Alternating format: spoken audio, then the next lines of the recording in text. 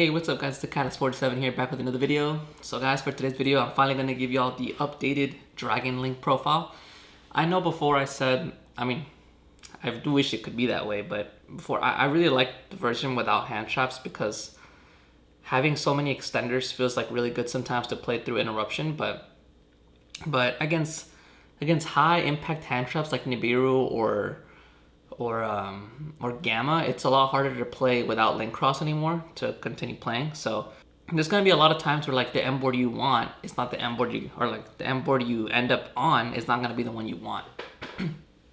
So I feel like, especially because people are playing those hand traps or Droll too. Like Droll is pretty high impact against Dragon Link, but I mean Ash or like just an Ash or something like that, or a Ghost Bow is not as impactful. Like you could definitely play through those, but yeah, the bigger impact hand traps, they're definitely harder to play with or play through. So like I said, it's gonna be a lot of times where you don't end on the board you want, and that's why I feel like I had to go back to actually putting hand traps in, because if you don't end on the board you want, then it's not as many interruptions, or it might not have any interruptions, and then you're gonna want hand traps in your hand for backup, like in case, like to stop your opponent. Or of course, if you're going second, then you have hand traps to slow down your opponent. So yep, I redid the deck profile. Like, I mean, not like, oh my god, it's such huge changes, but I did do a good amount of changes to the deck, and I wanted to make a little profile about it. So without further ado guys, let's go right into the video. So yeah guys, let's get started with the deck profile. So before we start, I do want to mention that this build that I decided to do is definitely heavily inspired by Shunping. Of course, the Dragon Link player we all know. But yeah, he came up with this build of, this is the first time I saw it anyways. And I saw it a few weeks ago, or a few days ago, and I thought it was interesting, so I decided I'm gonna try it out. I mean, the consistency, I've been doing some test hands, seems pretty good. And while it doesn't have like the craziest end board, I mean, it's definitely weaker than it was before. I feel like in terms of consistency, it's definitely such a really, really good deck. Because I know there's other variants of Dragon Link that you guys are gonna see like from other people that, I mean, it definitely, I've seen like the variant with DMZ Dragon, to be able to go like with Muddy Dragon and be able to go into Dragoon without having to put in like the Dragoon package, like the Red Eyes, the Dark Magician, and the Red Eyes Fusion. But I still feel like those decks, I mean, while it's like a high risk, high reward kind of thing, like the double-edged sword, those decks definitely, like if they can get their end board off, they will end on a stronger end board in my opinion compared to this deck. But I feel like with this deck, it's just you more consistently get the cards you need in order to go into the end board you're trying to push for in this variant. And I just feel like consistency is just, for me, it's better than like, the whole higher chance, like more of a chance thing. And I think it's gonna be better like in actual tournaments, in my opinion, just because, like I said, these other variants that are like, I mean, don't get me wrong, I've seen like some crazy M boards, and they're still pretty solid in my opinion, or like really good in my opinion. But when I see the cards they run, I'm like, man, I don't want to like have to deal with, oh, sometimes I'm gonna draw these cards, just part of the game, and they're not gonna help me, like they're complete bricks. But in this deck, I feel like there's definitely, I think it's only like one card in the deck in my opinion that's actually a brick. But the majority of the other cards are pretty, I think every other card besides that is definitely not as bricky or a brick in my opinion. So yeah, I just wanted to let you guys know. And because there is a little, I guess, package in this deck that's like, if y'all haven't seen Shunping's videos, then yeah, okay, y'all gonna be like, this is weird. But if y'all seen it, then I mean, I'm sure y'all know that it's pretty interesting. But yeah guys, let me show y'all real quick. So we got triple Seifert, of course, one of the best cards in the deck. It's just such a good card to be able to search any of your, it basically searches almost any dragon in the deck. But most of the time you're gonna use it to search for the white and black dragon. And if it's in the graveyard, you can banish it to add a level 8 dragon to your hand. Chaos Dragon Legionnaire. Then we got, of course, the 2 baby dragons. They're super good. I mean, OP cards. Absolute must. Now going into the rocket stuff, we got triple Tracer. I mean, nothing has changed so far from my last profile video I did for Dragon Link, so... actually, wait, did I cut the Tracer down to 2 on the last video? But I don't remember. But Tracer's the best Tracer, the rocket, of course, so... Definitely a 3 of. You want to try to see it in your opening hand, or you want to be able to search it easily. Running double Silver Rocket, just because one of the combos in this deck, if you're able to pull it off, which it's pretty easy to pull off if your opponent doesn't have hand traps. But you know, most builds do run hand traps. But even if you're able to pull off like a part of it, then it'll still be pretty useful, because one of the combos that you can do here is you will be able to banish 2 cards from your opponent's extra deck if you go first, and then on their turn, like by the beginning of their turn, they'll have 2 cards banished from their extra deck. So you'll know what they're playing, and you'll have banished 2 cards that could be very important to their extra deck. So really, really good stuff. Then the 1 Magna Rocket, just a different target for Tracer. And this card, I mean, it can't come up as well, because this card's effect when, so like I said, Silver Rocket lets you see your opponent's extra deck and banish 1. And this card lets you, it sends 1 monster on the field to the graveyard. So it doesn't destroy, it doesn't target. So this card can out Dragoon, it can out Abramax, so super good card. And then the 1 Recharger, of course, the best card for your turn 3. Yeah, definitely a must to run in this deck. Then we're playing 2 Absolrouter. The reason I'm going back to 2 now is because the main combo that I told you guys that can banish 2 cards from your opponent's extra deck, it depends on you. Like you have to open up a Rocket and then Absolrouter. So opening up a Rocket and Absolrouter will get you that combo, and yeah, it's a really good card too, because even if you draw it, like I said, it's an extender. You can special summon it if you could draw a Rocket, or you could just, if you don't draw it, then you could just send it off Ravine and then get your Tracer like that. You don't want to run 3 though, just because you don't ever want to open up 2 like in your hand. That'd be very bad. Then we're running 2 Noctivision. This is a slight change from Shunping Juice build. He was only running 1, which I personally don't like, because I just feel like Noctivision is too good to not draw it. I do think 3 is probably not good to run in a 40, or I mean, this is not a 40 card list, but in a low count list, like 40 or close to 40, I don't think 3 might be as good, just because, like I said, you don't, especially if you're running 2 Absolrouter, you don't want to draw you don't really want to draw Absolrouter and Noctivision, and there's a combination of cards here that will be bricks if you draw them, or it'll be a brick hand overall. There's no single card in here that's a brick, except I think for 1, but there's a combination of cards that will give you a very bad hand. So yeah, I wouldn't run 3 of either Absolrouter or this card, just because I feel like that's too many level 7s that if you draw multiples, then you're most likely not gonna win the game. But I think 2 is fine. We have a decent chance of seeing it, and the chance of drawing both is super low. Then we're playing, of course, the Black Metal Dragon. Went back down to 1, and I put the Saferd up to 3. I think in my previous build I was doing 2 Saferd and 2 Black Metal, but I just feel like Saferd is just better to have in this version of the deck. And Black Metal, you really just want it to summon it off of LP. Then, of course, if you're playing Black Metal, you're playing the Red Eyes.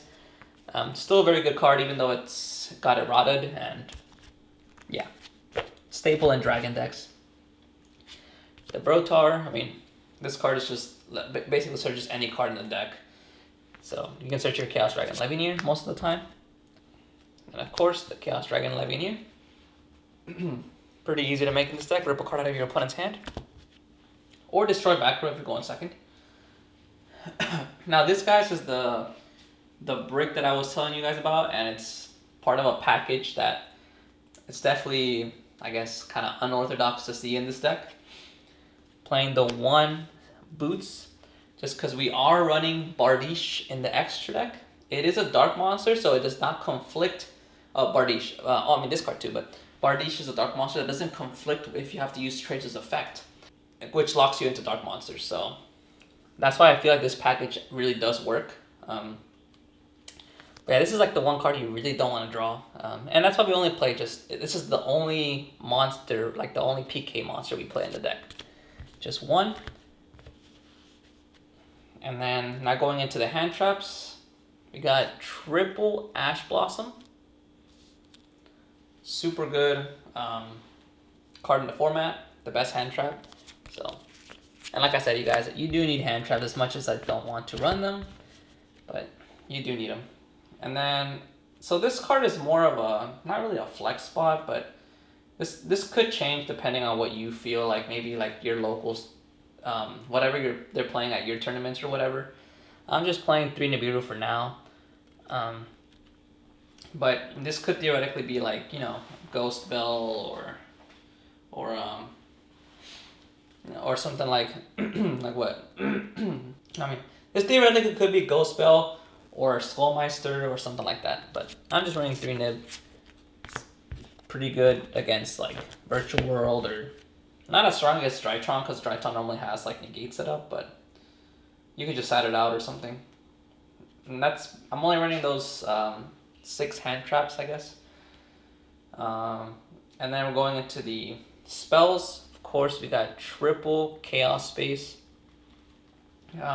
Honestly, the best spell card probably in the deck. Now, I mean, this card is like, I mean, it's really good. It's a very good card. The only issue I have with this card is that it does make it like, that's one of the reasons why this deck is actually weaker now. I mean, considering, okay, first, yes, Dragon Buster, Destruction Sword, and Link. So yeah, they got banned. And so basically what that means for the deck is that it's now having, and especially also with the errata to Red Eyes Darkness Metal, which is what made the deck better before to play through interruptions as well. Now with, again, like I said, Link Cross and Dragon Buster Destruction Sword gone, I mean, Chaos Space kind of makes up for some of that stuff. But the thing is, Chaos Space makes the deck more vulnerable to cards like Droll, to Ash, and those kind of cards like that.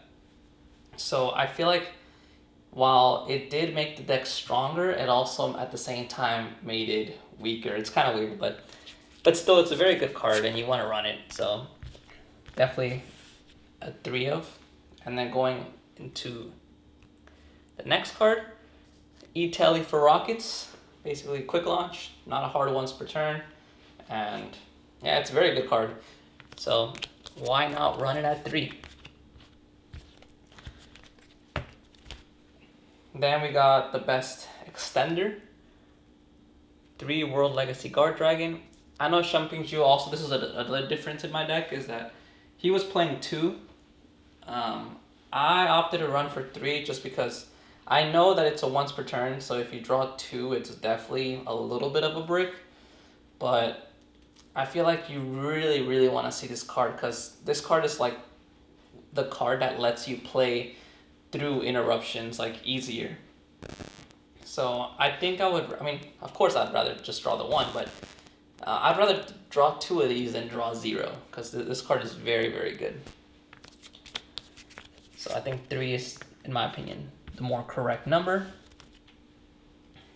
And then now going into the field spells, I got 2 Boot Sector. I do think it's a good idea to run 2 instead of 1. I was always kind of like, yeah, I was running 1 before, I think, but I've always been a pretty good advocate like about running 2, just because this card is way too good to not. It's basically like a soul. It can be a soul charge. So the first one you would search off, you know, with Strike a Dragon on your first turn, but then if your opponent wipes the board and then you want to make plays, this is one of the cards that will, if you have the second one, then you can just like follow up turn 3, get the second one, and, you know, soul charge basically if your opponent has a full board or something, or a couple of monsters. So I think it's a very good card, and also, I mean, it gives you rockets 300 attack and defense, and then of course it's your main extender going first with the effect to summon from the hand, special summon. So I think it's a good card to have at 2. And even if you draw it, it's not really that bad, to be honest with you. You can still search the second one if you draw 1, and then you can use the first one as like basically like pitch fodder. Then you got the 1 Ravine. This is your target for Romulus. Not playing the Phalanx or the Divine Lance, just because I feel like those cards are definitely pretty bricky. Especially the Lance. I mean, not the Lance. Especially the Phalanx. Like, you would much rather open, because the Phalanx you just can't, like, you can't get it. Like, I mean, I guess if you have to like normal summon it, no, I guess it's, I mean, not the end of the world, but if you have some other starters, then basically it's a completely dead card, because you can't summon it, especially summon it with anything like from your, like, you know, from your deck once you've already normal summoned. And like from the hand, you can't special summon it anyway, basically. So, not really good to have. And you have to also put in the Lance, which is also another brick. I mean, the Lance is a little bit less of a brick, but you still don't want to draw it. So, I'd rather just play the 1 Ravine. Then we're playing the 1 Called by the Grave. This card is like, it's just, since this deck is definitely a bit more fragile, opening this card with like any of your other combo stuff, it's like, can help you play through an interruption. So, and then Ash is really like the most prevalent hand trap right now, so this card can get around Ash. And yeah, I mean, I just think it's a really good card and helps you play through interruption. So, it does suck it's a 1-up right now, but it's whatever. And then the last 2 cards of the deck, the 2 Fog Blades. So this is like, your good end board will be able to have, like, you know, Fog Blades and all that stuff, which is just more interruption on your opponent's turn. They're not really that bricky either to draw, because you can't just set them and there'll be interruption. It's like there'll still be interruption on your opponent's turn. Yes, they won't really help you with combos, but they'll still be useful to be able to just interrupt your opponent on their turn by just setting it. So I think definitely still pretty runnable. The only card you really don't want to see is the Silent Boots in your opening hand. And that's why we only run 1. This deck is a 42 card list. If you really wanted to, like if you don't like the I guess the Phantom Knight little package there, then you can cut the boots and the 2 Fog Blades and then just add in like one other card. Maybe it could be another hand trap, or you could cut the Called By and then like basically have 2 spots for like another hand trap, maybe like a Ghost Spell or something like that. But I think personally, the way the deck runs, it has been working pretty well. So we got, for the extra deck, we're going now, we got 3 Striker Dragon, of course. I think it's really good card. A lot of times, in one of the combos, you will use 2, and then in the other one, you'll use 1. But it's just good to have the third one, especially if you have to use the one that uses 2, you have a third one for follow-up play. Of course, the Guard Dragons, LP and Pisty. I mean, it's a dragon deck. Of course, you got to run these cards. The 1 Seal. I mean, again, dragon deck is pretty standard. Romulus, like standard in the dragon deck. We got the Quad Boral back, so it's just a good card to. This card can be a soul charge as well, or it could get rid of your opponent's. You know, you can use it to like. Maybe like turn 3 or something, or turn 2, you can use it to get rid of one of your opponent's monsters and bring back your rockets. So, pretty good stuff. Beat Cop, just because now that, you know, in this combo, you do have to use Trace's effect earlier now. So, if you get interrupted and you maybe like you don't have something to open up your Guard Dragon zones, and you can still go into Beat Cop, Link 2 with the arrows pointing like that. And it can use the Nibiru token, so. Pretty good stuff. The 1 Dill just lets you extend further with your rockets, or you can use it as a way to get rid of your Guard Dragons once you've already used their effects. Then we got the Bardiche, of course. So it's like I said, it doesn't conflict with the deck because it's a dark monster. And normally when you in the combo you don't have your guard dragons on anymore, so you don't get locked into dragons, so you can summon him. And it's just a good card to be able to get your fog blades out. So I mean, if you can pull it off, basically that thins out your whole deck. Like, you get rid of the boots from your deck, so you won't draw it anymore, and you get your both fog blades out. So really good stuff. Thins out your deck and provides a lot of interruption. Then we got the one Unchained Abomination. Just this is part of one of the or part of most of your end boards, and this is the one that lets you basically use its effect to trigger your rocket effects. So it's definitely necessary. The Boral Sword for going second OTKs. We got the one Appaloosa. I mean, I'm only running Appaloosa because Shunping was using Access Code Talker, which I would be using it as well, but I don't have a second copy, and I'm using the other one in my Burning Abyss, and I just feel like right now I think Burning Abyss is more of my go-to deck for actual more competitive stuff.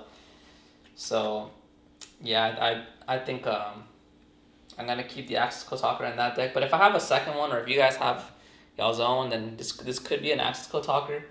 Appaloosa, I mean, the only reason I don't think she's as good is because, like I said earlier, like now that you have to use Traces of, or not always, but a good chunk of the time you have to use Traces Effect earlier, then you get locked in darks, and she's a wind, so it'll conflict a little bit with the deck.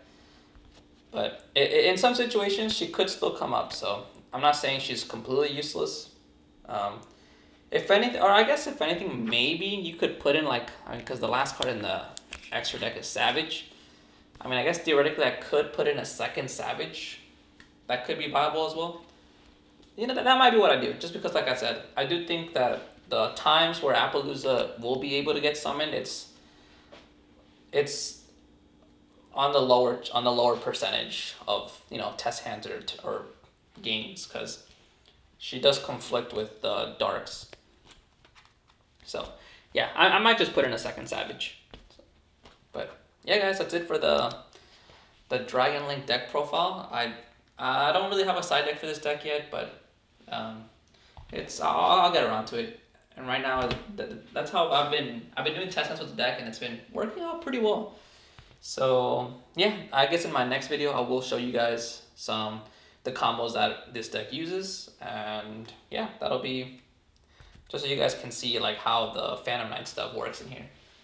But yeah, guys, I guess that's gonna be it for the video. Hope you guys liked and enjoyed that, and I'll see you on the next video. Peace out.